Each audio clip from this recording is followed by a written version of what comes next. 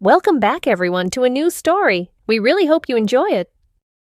It all started, as so many terrible and life-altering decisions do, with cheap beer and a Friday night. I was at Mark's place, sprawled on his lumpy couch, the glow of a paused action movie painting our faces in shades of blue and orange. Empty pizza boxes formed a greasy Stonehenge on the coffee table, and the air was thick with the comfortable silence that only exists between best friends who have nothing left to prove to each other.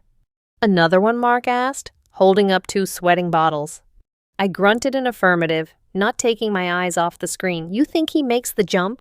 "Dude, it's a movie. Of course he makes the jump." Mark twisted the caps off with the edge of the table and handed one to me. "Besides, the real action isn't on the TV." I finally looked at him. He was grinning, that familiar, reckless glint in his eyes that usually preceded a spectacularly bad idea. He was fiddling with his phone, his thumb swiping with manic energy. "What have you got?" I asked, taking a long pull from the bottle. "Check this out." He slid his phone across the table, nearly knocking over a tower of empty cans. "Found it on some sketchy beta testing forum. It's called Elysian Filter. They claim it's like next-gen augmented reality, photorealistic. It uses quantum something or other to temporarily alter perception." I picked up the phone. The app's icon was a simple, shimmering blue orb. It looked cheap. Alter perception, so like a fancy Instagram filter. "Way more than that," Mark insisted, leaning forward. "People on the forum are saying it's crazy, like, it doesn't just change how you look on the screen, it feels real. They say it projects a kind of localized field that tricks your brain and everyone else's around you. You look in the mirror, and it's there. Someone looks at you, and they see it too." I snorted, scrolling through the list of available filters. They were absurd. Grow dragon wings, elder wizard, turn into a golden retriever. It was a novelty app, nothing more. "This is stupid, Mark, and probably malware." "Probably," he agreed cheerfully. "But imagine the pranks. We could turn the pizza guy into a goblin." My eyes kept scrolling, a drunken curiosity pulling me down the list. And then I saw it, nestled between rockstar god and silent film star. Gender swap. A laugh bubbled up in my chest. "Oh, no way. You gotta see what you'd look like as a chick." I tossed the phone back to him. Mark caught it, a wicked smile spreading across his face. "Me, no, you're the guest of honor. Alex, you go first." "Hell no," I said. But I was already laughing.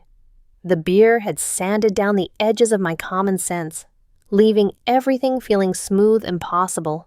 "Come on. What are you scared of?" he goaded. "Scared you'll be an ugly girl." "I'd be a gorgeous girl." I shot back without thinking. "I've got good bone structure." "Prove it." The challenge hung in the air, shimmering with drunken idiocy. It was just a stupid app, a joke. What was the harm? It would be a funny story to tell later. The time Alex turned into a girl for 5 minutes. "Fine," I slurred, grabbing the phone. My coordination was a little off, and my thumb hovered over the button. "But you're next." "Deal," Mark said, leaning back with the triumphant air of a master negotiator. I looked at the screen one last time. "Gender swap," it read. Below it, a small warning in fine print: filter application may cause temporary physical disorientation. Effects last until deactivated. User assumes all risk. "Temporary disorientation," I mumbled, then shrugged. I'd had 4 beers. I was already disoriented. I pressed the button. For a second, nothing happened. The movie was still paused on the screen, the hero mid-leap between 2 skyscrapers. Then, a strange hum started. Not in the room, but inside my own head. It was a low, vibrational buzz that seemed to resonate in my bones. "Whoa," I said, but my voice sounded distant, like it was coming through a tunnel. The buzzing intensified, a tingling sensation, like 1,000 tiny needles, prickled across my entire body, starting from my toes and racing upwards. It wasn't painful, but it was deeply, fundamentally wrong. It felt like my whole body was dissolving into static. I squeezed my eyes shut, a wave of vertigo washing over me. I felt a bizarre lurch, a sensation of both shrinking and expanding at the same time. My stomach dropped like I was on a roller coaster. My clothes suddenly felt loose, My favorite worn-in jeans were baggy around the waist, and my t-shirt, once a comfortable fit, was now hanging off my shoulders like a tent. I could feel my hair, which I kept buzzed short, tickling the back of my neck. Except it wasn't the familiar prickle of stubble. It was soft and long. The buzzing stopped as abruptly as it began. The world snapped back into focus.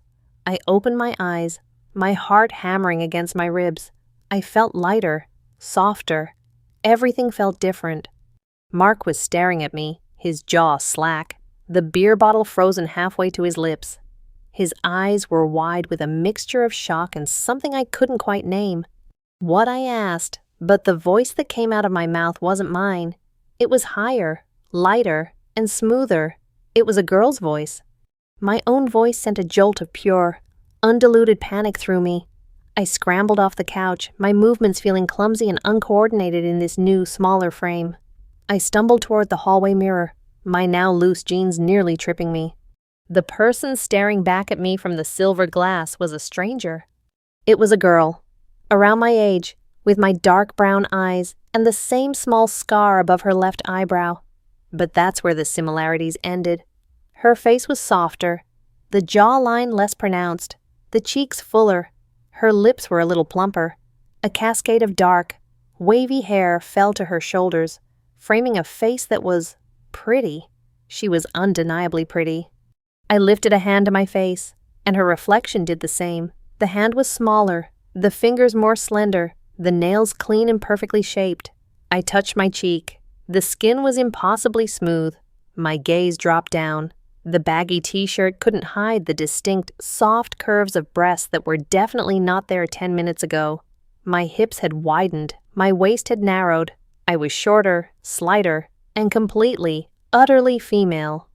A choked sound escaped my lips. This wasn't a filter. This wasn't some optical illusion. This was real. I could feel it. The weight of my new chest, the alien lightness of my limbs, the unfamiliar balance of my own body. Behind me, Mark finally found his voice. He let out a low whistle, a sound of pure, unadulterated astonishment.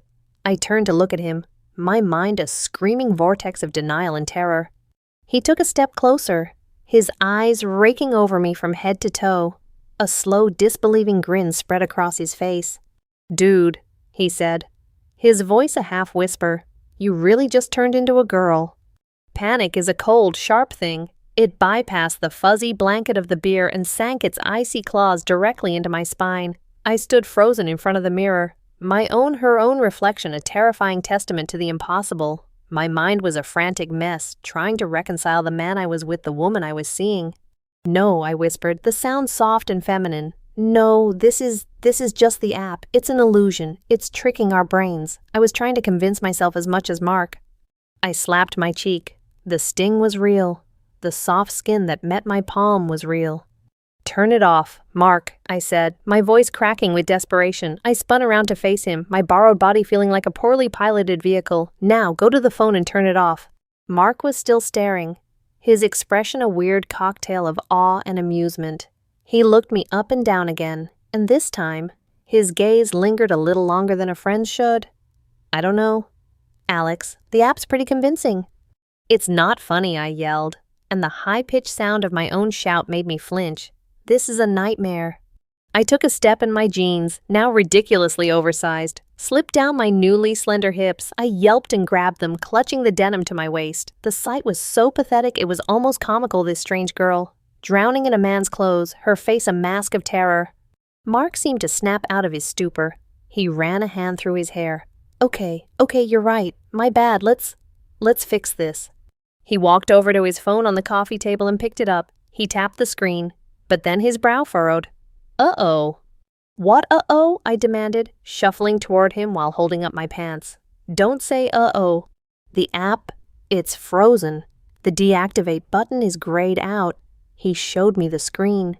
He was right. The blue orb icon was pulsing faintly, but all the controls were unresponsive. Maybe we need to restart the phone. He held down the power button. The screen went black, then lit up again with the manufacturer's logo. My heart pounded in my chest, a frantic drumbeat of hope. Please work, please work, please work. The phone booted back up. Mark swiped it open, his fingers flying to the app. He tapped the icon. Nothing. He tapped it again. It was completely dead. It crashed, he said, his voice laced with a new, genuine concern. The whole thing just crashed. So I'm stuck like this. The question was a squeak of pure horror. No, probably not, he said, though he didn't sound convincing. Maybe it's on a timer, or maybe when the phone's battery dies, it's a beta app. It's gotta be full of bugs. Bugs. I was a bug. A feature gone horribly wrong. I sank onto the edge of the couch, my head in my hands. The long, soft strands of my new hair fell around my face. A silky curtain that smelled faintly of ozone and something floral. It was maddening. What am I going to do? I moaned, my voice muffled by my palms. Mark sat down next to me, the couch cushion dipping under his weight. He was quiet for a moment. First things first, he said, his tone surprisingly practical. You can't walk around in those. He gestured to my clothes. You'll trip and break your neck. He stood up and walked into his bedroom, leaving me alone with my spiraling thoughts. I looked down at myself. My arms were slender, my shoulders narrow, my collarbones were more defined. The soft swell of my chest rose and fell with each panicked breath. It was a body a stranger should inhabit, yet it was mine. I could feel the blood pumping through its veins. Mark came back holding a small pile of clothes. He tossed them onto the couch beside me. They were women's clothes, a simple gray t-shirt, a pair of dark blue pajama shorts, and a black contraption of straps and fabric that I recognized with a jolt as a bra. They were Chloe's, he said, naming his most recent ex-girlfriend. She left a bunch of stuff here. You two are, well, you're probably about her size now. He had the decency to look slightly awkward. I stared at the clothes as if they were venomous snakes. I'm not wearing that. Alex, be realistic, he said, his voice firm but not unkind. You need something to wear until we figure this out. It's either that or a bedsheet. He had a point. Humiliation was better than tripping over my own pants every 2 seconds. With a deep, shuddering sigh, I took the clothes and retreated to the bathroom, locking the door behind me. The bathroom mirror was even less forgiving than the one in the hall. Under the harsh fluorescent light, every detail of my transformation was starkly visible. I looked delicate, vulnerable. I peeled off my baggy t-shirt, my movements hesitant. The sight of my bare torso was a shock that hit me like a physical blow. I had soft, pale skin, a narrow waist, and small, perfectly formed breasts. I tentatively touched one, and the sensation was so alien, so utterly bizarre, that I snatched my hand back as if I'd been burned. Changing was a clumsy, mortifying ordeal. The bra was a puzzle of hooks and straps that I fumbled with for a solid 5 minutes before giving up and pulling it on over my head like a shirt. The cups felt strange and confining. The t-shirt was soft and fitted, clinging to my new curves in a way my old clothes never had. The shorts were made of a silky material, and they settled comfortably on my hips, leaving my legs bare. And my legs, they were different too, slender, smoother, with a gentle curve to the calf. I looked down at them, a pair of legs I didn't recognize as my own. When I finally emerged from the bathroom, Mark was sitting on the couch, waiting. He looked up, and his eyes widened slightly. The clothes fit. They looked normal. On me. A girl. Wow, he breathed. That's uncanny. He stood up and walked over to me, circling me slowly like he was examining a piece of art. I stood rigid, my arms crossed over my chest, my skin prickling with shame and a weird fluttery nervousness.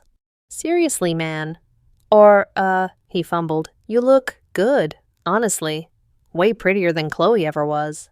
He grinned, trying to lighten the mood, but his eyes held a strange intensity.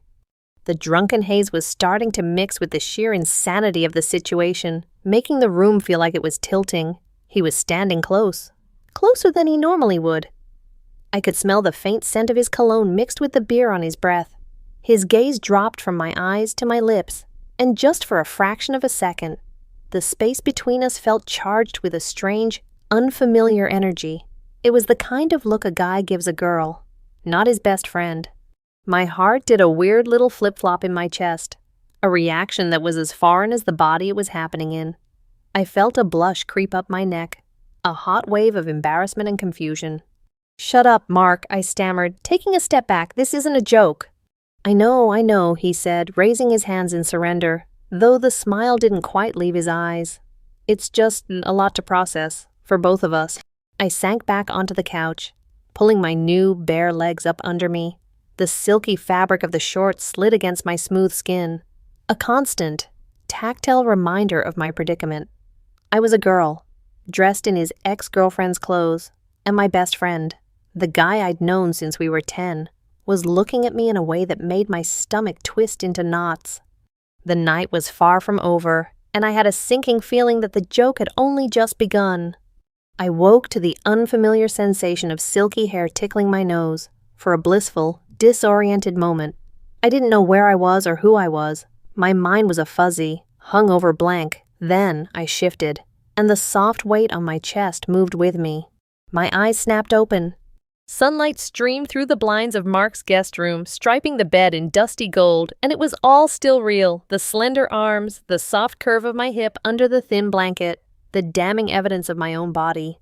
The events of the previous night came rushing back not as a drunken dream, but as a cold, hard, horrifying reality. A groan escaped my lips, the sound higher than it should be. I sat up, the blanket pulling around my waist. The gray t-shirt I was wearing had ridden up in my sleep, exposing a strip of smooth, pale stomach. This wasn't me. It couldn't be. I stumbled out of bed, my balance still feeling off-kilter, and headed for the living room. Mark was already awake, sitting at his small kitchen table, nursing a mug of coffee. He looked up as I entered, his expression tired and grim. The humor from last night had completely evaporated. "Any change?" I asked, my voice raspy with sleep. He shook his head, gesturing to his phone, which was plugged into the wall charger. Still nothing. "The app won't open, won't delete. It's a brick on my home screen. I tried calling the support number on their website. It's a disconnected line in Estonia." "Of course it is," I said, my voice dripping with despair. I collapsed into the chair opposite him. My body ached in ways it never had before. My back, my hips, everything felt tender. "But there's something else," he said, his tone low. He pushed his phone across the table. "I found this in the app's data cache before it completely froze up." It was a screenshot of a user agreement, pages of dense, unreadable text. He'd highlighted one specific clause. My eyes scanned the words, and the little hope I had left withered and died. Clause 11.3. In the event of software failure or host device power loss during an active filter session, the Elysian effect may become imprinted on the user's local reality field. Reversal requires a system reboot initiated via the original SIM card and device. In the absence of the original SIM, all applied effects should be considered permanent. "Original SIM," I whispered, my blood running cold. "Mark, where's my phone?" We both knew the answer before he said it. In the chaos of last night, in my stumbling, panicked rush to the mirror, I'd forgotten it was in the back pocket of my jeans. We found my phone on the floor by the couch. It must have slipped out when I tripped. The screen was a spiderweb of cracks, a dark, dead-looking starburst emanating from the corner where it had hit the floor.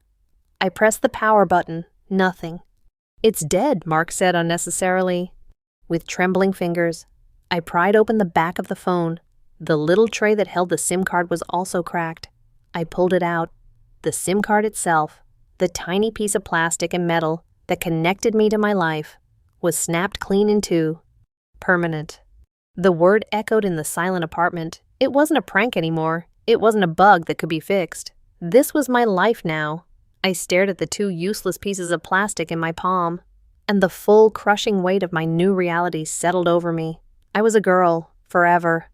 I don't know how long I sat there, just staring. Mark made some more coffee, his movements quiet and hesitant, as if he were afraid a loud noise might shatter me completely. "We have to do something," I finally said, my voice hollow. "I need a new phone. I need to call my parents. My boss. I was supposed to be at work in 2 hours." "Okay," Mark said, grabbing his keys. "One step at a time. We'll go get you a new phone, new SIM card, new number. We can figure out the rest from there."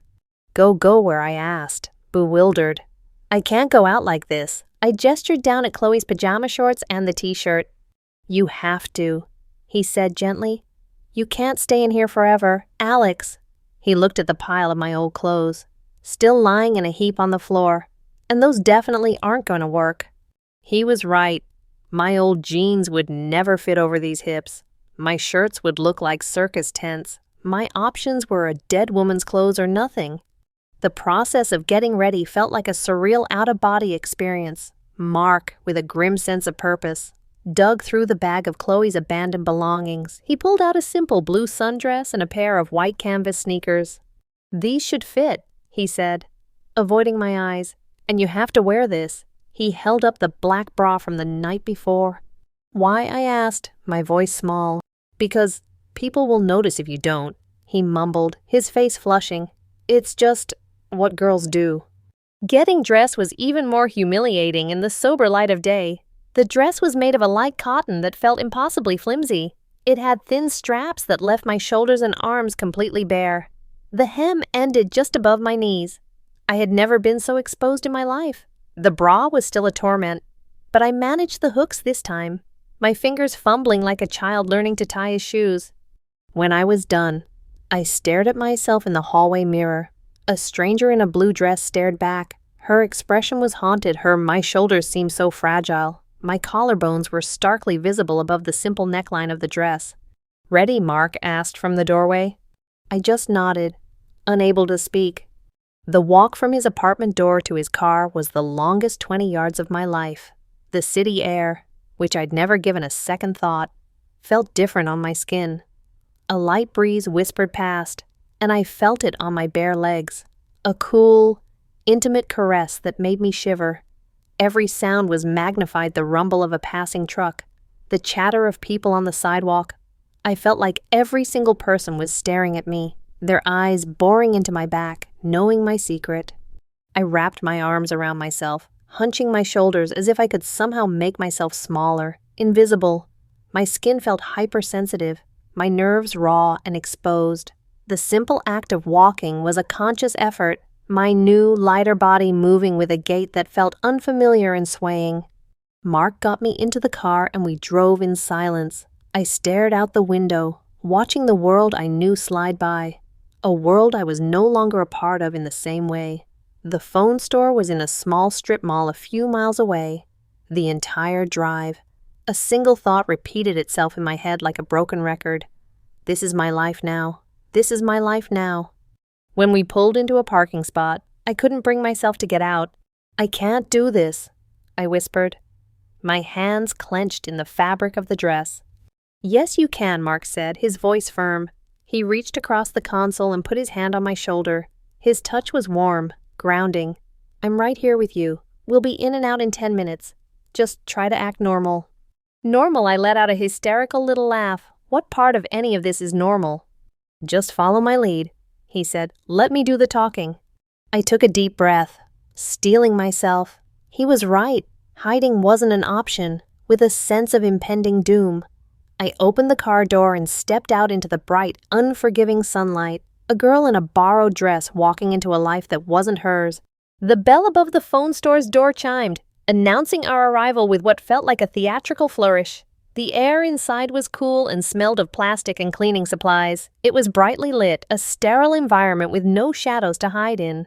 A young guy in a polo shirt with a company logo looked up from behind the counter, and his bored expression immediately brightened into a wide, welcoming smile when he saw me. Not us, me. "Welcome," he said, his eyes fixed on my face. "What can I help you folks with today?" He was talking to both of us, but his attention was solely on me. Mark stepped forward, positioning himself slightly in front of me, a protective gesture that I was pathetically grateful for. "Hey, my cousin here just moved to town and needs a new phone and a plan. Her old one got smashed." "Oh, a tragic story. The world can't have a beautiful lady like you being disconnected," the employee said with a practiced, cheesy charm. He leaned on the counter, his name tag reading Kevin. "I'm Kevin. I can definitely get you set up." My face was on fire. I wanted the floor to swallow me whole. A beautiful lady. He was talking to me. Alex, the guy who, a week ago, had won a hot dog eating contest at a barbecue. I stared at a point on the wall just past his head, unable to meet his gaze, praying he couldn't see the sheer terror in my eyes. Great, Mark said. All business. What are the deals you've got? As Mark and Kevin started talking about data plans and phone models, I tried to make myself as small as possible. I stood with my arms crossed, my gaze fixed on the floor, but I could feel Kevin's eyes on me. Every few seconds, he would glance over, smile, and try to include me in the conversation. So, what color do you like? He asked, holding up 2 different models. We have it in starlight white or midnight blue. I think the white would really complement your dress. I just shrugged, my throat too tight to speak. She'll take the white one, Mark said quickly. The entire transaction was an exercise in exquisite torture. Kevin kept up a steady stream of light, flirtatious banter.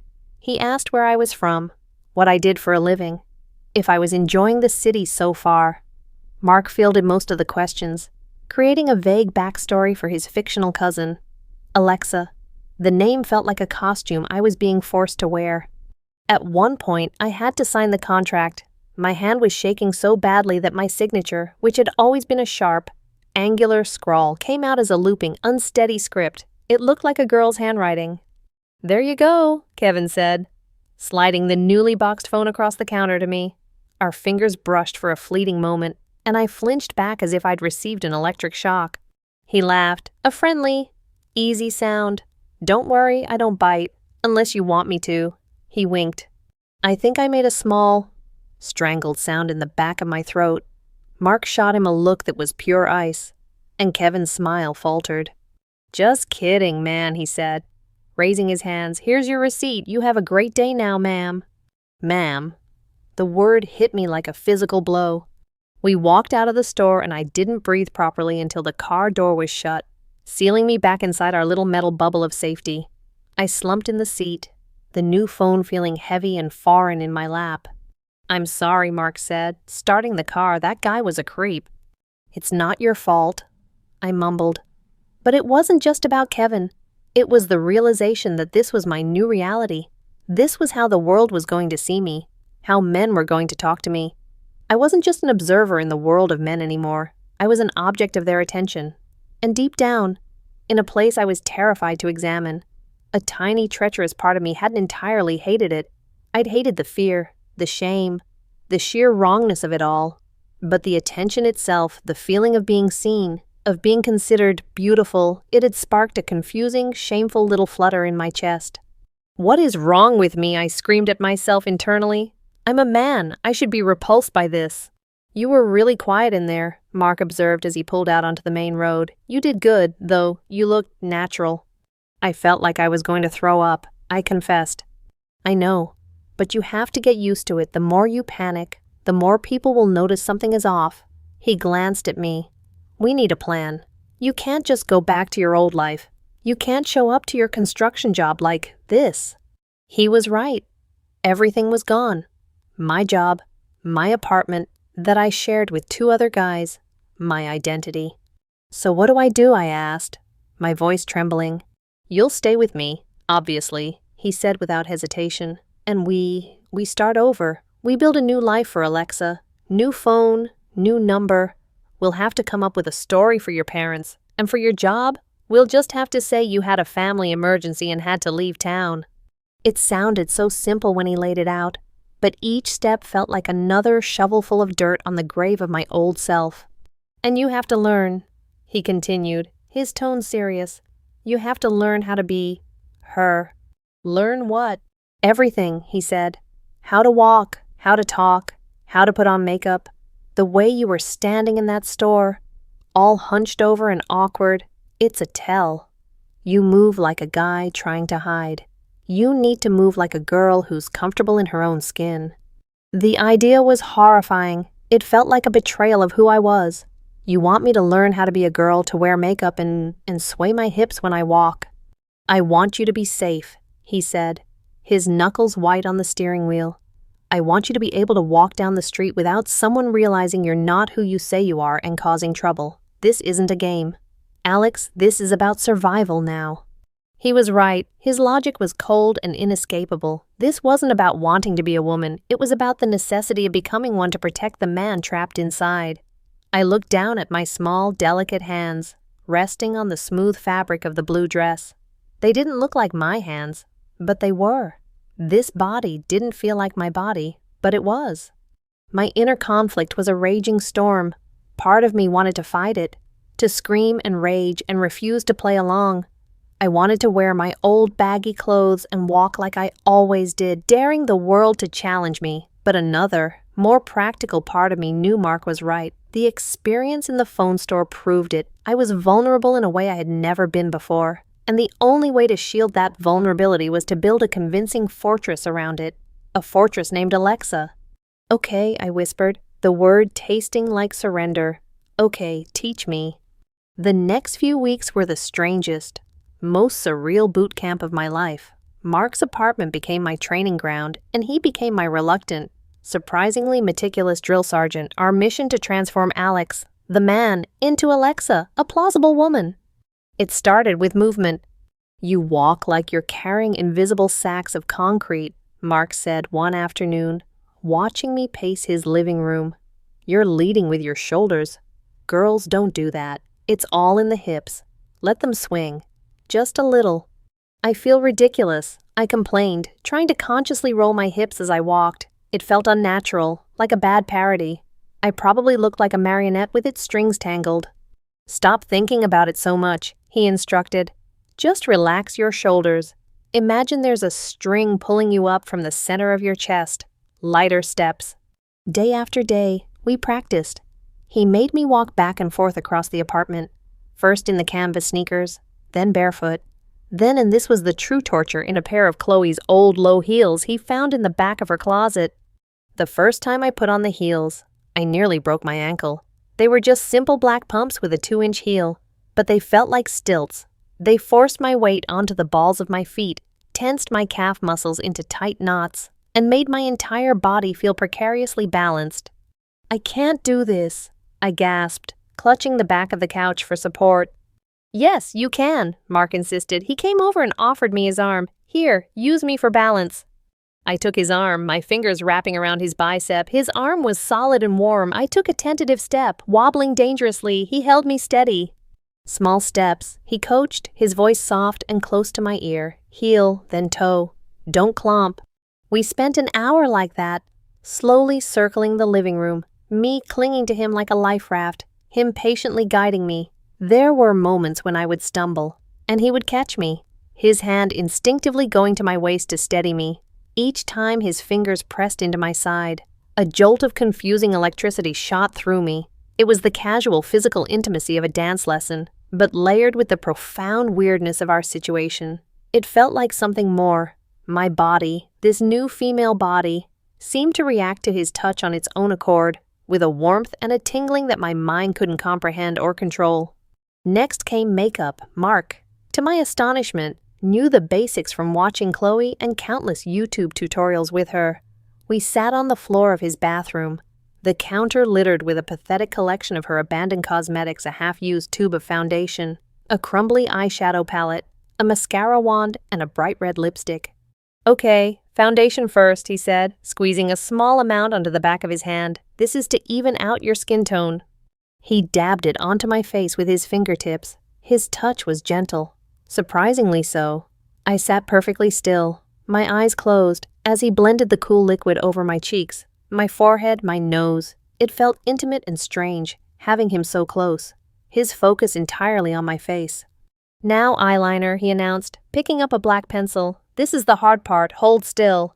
He tilted my chin up, his face just inches from mine. I could see the flecks of gold in his brown eyes. I held my breath as he carefully, painstakingly drew a thin line along my upper lash line. His concentration was absolute. I could feel his warm breath on my cheek. The mascara was next, the little brush tickling my eyelashes. Then a dusting of blush on my cheeks. And finally, the lipstick. "Pucker up," he said, a faint smile playing on his lips. I pressed my lips together as he carefully applied the bold red color. The lipstick was waxy and had a faint, sweet smell when he was done. He leaned back to survey his work. "Not bad," he said, a note of pride in his voice. "Now look." I turned to the mirror. The face staring back at me was a complete stranger. It was Alexa. The foundation had hidden any trace of my old skin. leaving a smooth, flawless canvas. The eyeliner made my eyes look bigger, more defined. The mascara made my lashes look long and dark. The blush gave me a healthy, feminine flush, and the red lipstick. It was a statement. It was bold, confident, and utterly female. I stared, mesmerized. The transformation was shocking. It wasn't a mask. It felt like a completion, as if this face had been waiting all along under my old one. I started, but I didn't know how to finish. It's a lot, I know, Mark said softly, but you look beautiful, Alex. Hearing him say that, seeing this face in the mirror, something shifted inside me. The rigid wall of resistance I had built started to crumble. The constant fight, the denial, the anger, it was exhausting. And for the first time, looking at Alexa in the mirror, I didn't feel only revulsion or fear. I felt a flicker of something else. Curiosity, a strange budding sense of aesthetic appreciation. She was beautiful, and she was me. We spent more money on clothes, using the cash I had in my wallet and some of Mark's savings. We went to a thrift store late one evening, where I could hide in the anonymity of the crowds. It was my first time shopping for myself. I moved through the racks of dresses and blouses, the different fabrics, silk, cotton, lace, denim, feeling alien under my fingertips. Mark acted as my guide. "This would look good on you," he'd say, pulling out a dark green A-line skirt. "It would show off your waist." Or, "Try this. A wrap dress is flattering on almost everyone." In the dressing room, I tried on the clothes, a pair of well-fitting jeans that hugged my hips and thighs, a soft cashmere blend sweater that clung to my chest, the wrap dress, which, as Mark predicted, cinched at my narrowest point and flowed gracefully over my hips. Each item I put on felt less like a costume and more like a possibility. With each new piece of clothing, each successful makeup application, each wobbly but triumphant step in heels, a part of Alex receded, and a part of Alexa grew stronger. The inner conflict didn't disappear, but it changed. It was no longer a simple war between man and woman. It was becoming a complex negotiation. I was grieving a life I had lost, but I was also, hesitantly and fearfully, beginning to explore the one that had been forced upon me. And the most terrifying part was that, in quiet moments, alone in front of the mirror, I was starting to like what I was seeing. After a month of intensive training, Mark decided I was ready for a field test, not a quick trip to the store, but a real social event. "Some friends are having a get-together at a bar downtown," he announced one Saturday evening. "It's time." "No," I said immediately, my stomach twisting into a cold knot. "No, I can't. A bar with your friends. What if they recognize me? What if I say something wrong?" "They won't recognize you." "Alex, look at yourself," he said, gesturing to me. I was wearing a pair of dark-washed skinny jeans, a simple black top, and the low heels I had finally, grudgingly, mastered. My hair was down, my makeup subtle but effective. I looked like a girl, a normal girl, and our story is solid. You're my cousin, Alexa, visiting from out of state after a bad breakup. You're a little shy. It's foolproof. "It's not foolproof." "I'm the fool," I muttered, but I knew he was right. I couldn't hide in his apartment forever. The hours leading up to our departure were agony. I changed my outfit 3 times, my hands shaking as I did. I finally settled on a dark red, long-sleeve dress that fell to just above my knees. It was conservative but elegant. I reapplied my eyeliner with a trembling hand, cursing when I smudged it. "You look amazing," Mark said when I finally emerged from the bedroom. He was wearing a nice button-down shirt and smelled of fresh cologne. He looked me up and down, and for a moment, the friendly encouragement in his eyes was replaced by something else, something deeper and more appreciative. "Really, Alexa, you're gonna knock 'em dead." The use of my new name still sent a shiver down my spine, but this time, it was followed by a tiny, illicit thrill. The bar was loud and crowded, throbbing with music and conversation. It was exactly the kind of place I used to love, but now it felt like a hostile jungle. Mark led the way, his hand resting lightly on the small of my back to guide me through the throng. The simple, possessive gesture sent a wave of heat through me. It felt protective. It made me feel, for a moment, like his date. not his science experiment. His friends were at a large booth in the back. There were 3 guys and 2 girls, all of them laughing and talking over their drinks. Mark made the introductions. "Everyone, this is my cousin I was telling you about, Alexa. Alexa, this is Sarah, Jen, Mike, Dave, and Chris." A chorus of "hey" and "nice to meet you" went around the table. They all smiled at me, their faces open and friendly. There wasn't a flicker of recognition in any of their eyes. To them, I was just Alexa, Mark's cousin. The relief was so profound it almost made my knees buckle. I slid into the booth next to Mark, trying to mimic the relaxed posture of the other girls. I ordered a glass of wine, my voice coming out a little breathier than I intended. For the first hour, I barely spoke. I just listened, smiled, and nodded, terrified that if I opened my mouth, my old self would come roaring out. But as the wine worked its magic, loosening the tight knot of anxiety in my chest, I started to relax. Sarah asked me about my supposed hometown, and I managed to spin a convincing tale based on a family vacation I'd taken years ago. Mike told a terrible joke, and I found myself letting out a genuine, light laugh that sounded perfectly natural. I was doing it. I was passing. Then, a guy from another table came over. He was tall, with sandy blonde hair and a friendly, confident smile. He wasn't talking to Mark or the other guys. He was looking directly at me. "Excuse me?" he said, his voice loud enough to be heard over the music. "I don't mean to interrupt, but I just had to come over and say that you have an absolutely beautiful smile." The entire table went quiet. All eyes turned to me. I felt the blood rush to my cheeks, a hot, uncontrollable blush. "Oh, thank you," I stammered. "I'm Ryan," he said, extending a hand. I hesitated for a fraction of a second before taking it. His hand was warm and dry, and he held mine for a moment longer than necessary. "Alexa," I said. "Alexa," he repeated, tasting the name. "That's a lovely name. Listen, I know this is forward, but my friends and I are about to get a round of shots. Could I get one for you?" It was happening, just like with Kevin at the phone store. But this was different. This wasn't a cheesy sales pitch. This felt real. A guy, a handsome guy, was hitting on me, on Alexa, on me. My mind was a screaming mess of contradictions. Say no, this is wrong, you're a dude. But another part of me, the part that had spent a month learning to inhabit this body, was preening under the attention. The validation was a heady, intoxicating drug. I had successfully created this woman and she was desirable. I looked to Mark for help, but his expression was unreadable, a tight, strained mask. "She's with me," Mark said, his voice low and hard. It wasn't the voice of a protective cousin. It was the voice of a jealous boyfriend. Ryan's smile faltered. "Oh, sorry, man, I didn't realize." "Now you do," Mark said. His eyes locked on Ryan's. The tension was thick enough to cut with a knife. Ryan, looking uncomfortable, quickly backed away. "My mistake. Have a good night."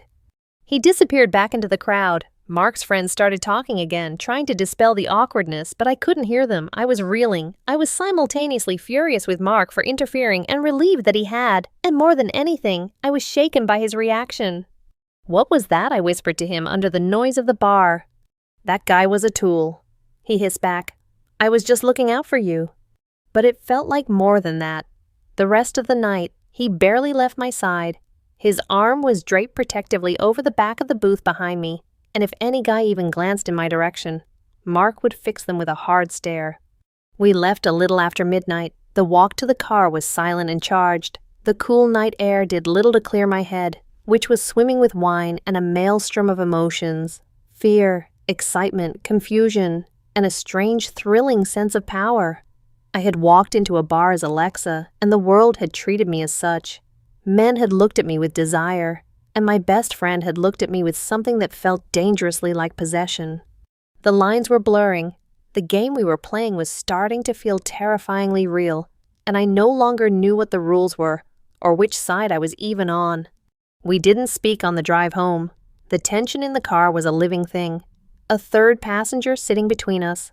Mark's hands were clenched on the steering wheel, his jaw set. I stared out the passenger window, watching the city lights blur into streaks of color, my mind replaying the events at the bar over and over, Ryan's flattering attention, Mark's raw, possessive reaction, the faces of his friends accepting me without question. When we got back to the apartment, the silence stretched, heavy and uncomfortable. "I'm going to bed," I said quietly, not looking at him. I needed to be alone. I needed to think. "Alexa, wait," he said, his voice catching me at the bedroom door. I turned. He was standing in the middle of the living room, looking lost. "I'm sorry," he said. "About tonight, with that Ryan guy. I was out of line." "It's fine," I said. "Though it wasn't, you were just looking out for me." "Right?" The words had a sarcastic edge I didn't intend. "No, that's not all it was," he admitted, running a hand through his hair in a gesture of pure frustration. This is all so confusing.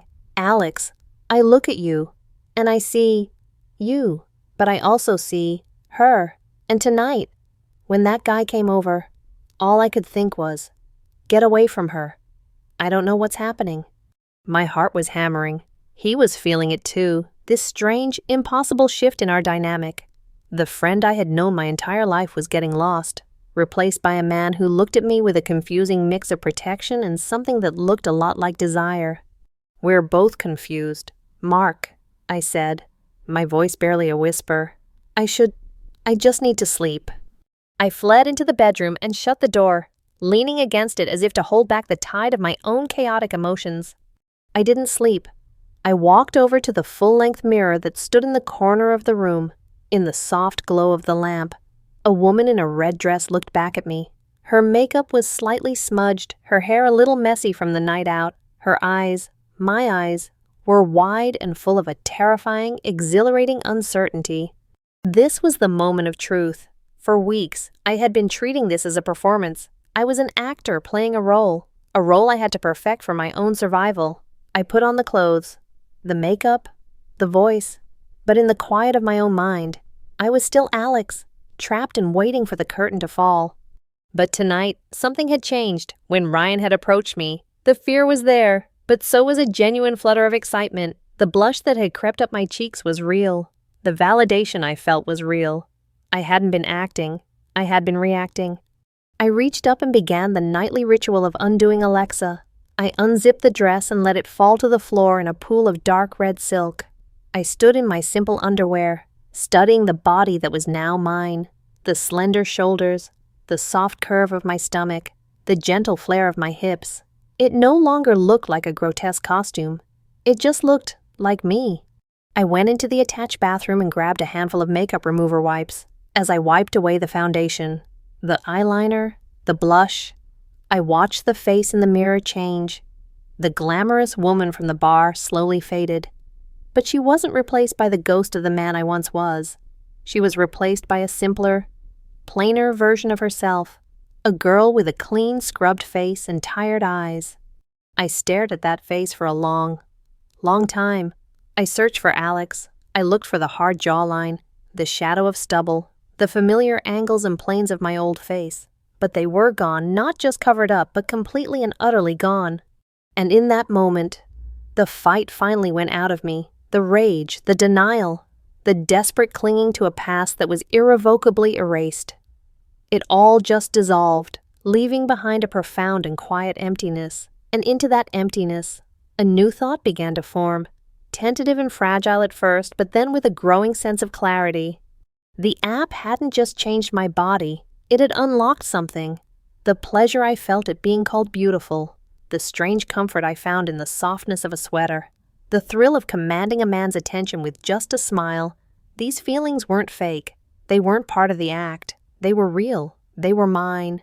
Maybe Alex, the man, had been the costume all along, a role I played because it was the one I was assigned at birth. Maybe this transformation, as terrifying and unwanted as it was, hadn't been a destruction, but a revelation. A small, hesitant smile touched my lips.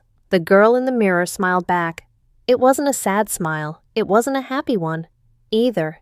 It was a smile of acceptance, of understanding. I turned away from the mirror and walked over to the closet. It was filled with my new clothes, Alexa's clothes. My hand drifted over the different textures.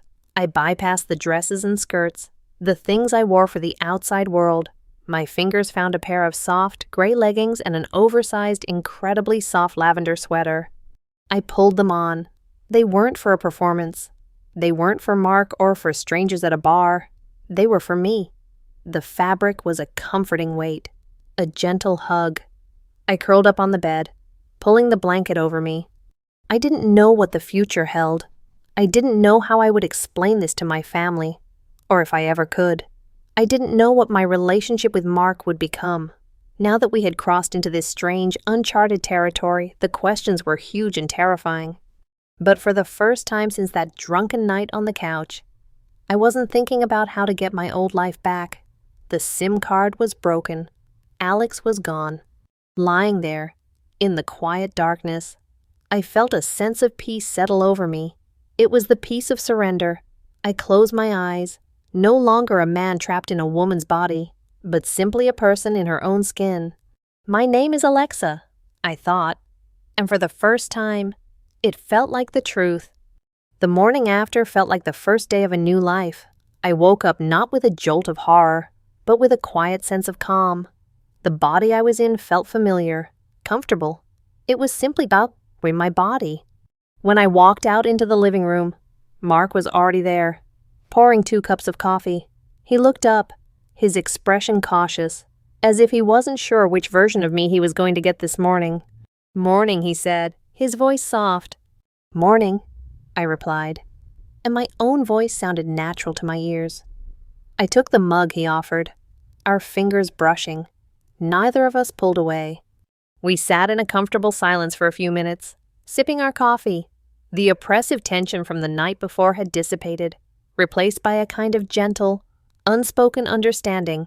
"I'm sorry if I made things weird last night," he said finally, looking down into his mug. "You didn't," I said honestly. "Things are already weird. Mark, you're just reacting to them." I took a breath. "So am I." He looked up, his eyes searching mine. "How are you doing with all this?" This was my chance. I could continue the charade, pretend I was still the same old Alex trapped inside, fighting to get out, or I could tell him the truth. I started, my voice wavering slightly. "I think I'm okay. Better than okay. Maybe." I looked down at my hands wrapped around the warm mug. They were Alexa's hands. They were my hands. Last night was a lot, but it also made me realize something. I've been fighting this so hard, trying to be someone I'm not anymore, and it's exhausting. I finally met his gaze. I'm not him anymore. Mark, I don't know if I can ever be him again, and I think I'm starting to be okay with that. A complex array of emotions flickered across his face: surprise, relief, and something else, something tender. "Okay," he said, his voice thick. "Okay. Alexa." He used the name, and this time, it felt like a welcome, like an acceptance. A smile bloomed on my face, a real, genuine smile that reached my eyes. It felt like I had been holding my breath for a month and could finally let it out. The day unfolded with a newfound ease.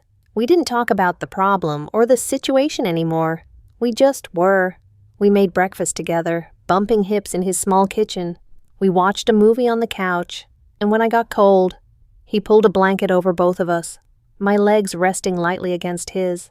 The casual intimacy that had once felt so charged and confusing now felt natural, right?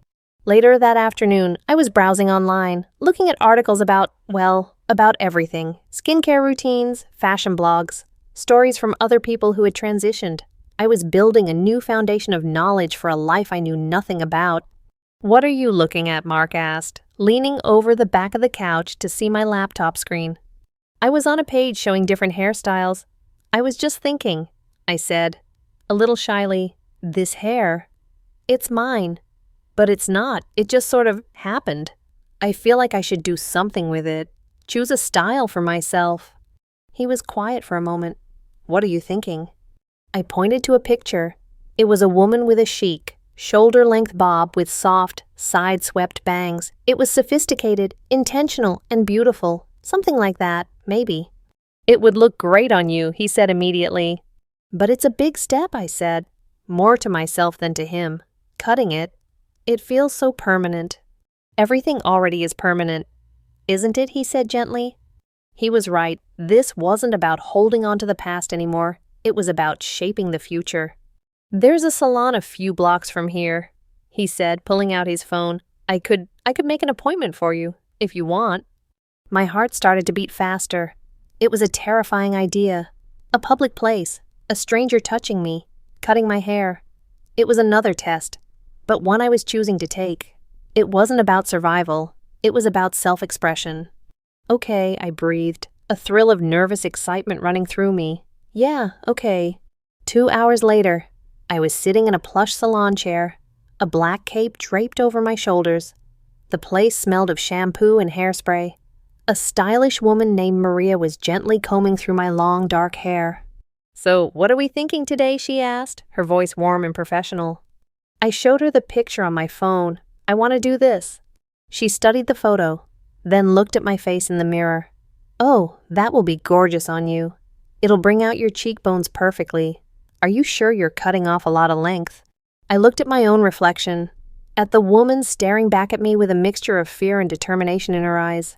This was my first real decision as Alexa, the first choice I was making to define who I was going to be. "I'm sure," I said, and my voice was clear and steady. "It's time for a change." As the first lock of hair fell away under the sharp snip of her scissors, I didn't feel a sense of loss. I felt a sense of release. With each cut, it felt like I was shedding the last remnants of my confusion, my resistance, my fear. I was letting go of the ghost of Alex and embracing the woman in the mirror. When she was finished, she spun the chair around to face the mirror for the final reveal. It was me, but it was a version of me I had never seen before. The shoulder-length hair framed my face perfectly, the soft bangs sweeping across my forehead, drawing attention to my eyes. I looked chic, confident, and complete. A slow smile spread across my face. It was the most honest smile I had ever given myself. I paid and walked out of the salon, my step lighter than it had ever been. Mark was waiting for me on a bench outside, and when he saw me, he stood up, his eyes widening. "Wow," he breathed, his voice full of genuine awe. "Alexa, you look incredible." The afternoon sun was warm on my face. The city bustled around me, a symphony of sounds and sights that no longer felt threatening. For the first time, I felt like I belonged here, on this street, in this body. I didn't know what tomorrow would bring, or the day after. My life was still a complicated, tangled mess of unanswered questions. But as I stood there, with my new hair and the whole world stretching out before me, I wasn't scared anymore. I was ready. "Thank you, Mark," I said, looking up at him, "for everything." "Always," he said, his smile soft and full of a feeling I was finally ready to name. He reached out and gently tucked a stray strand of my new hair behind my ear. His touch lingered on my cheek, warm and certain. And in that moment, I knew that my transformation wasn't a curse or a joke. It was a beginning, my beginning.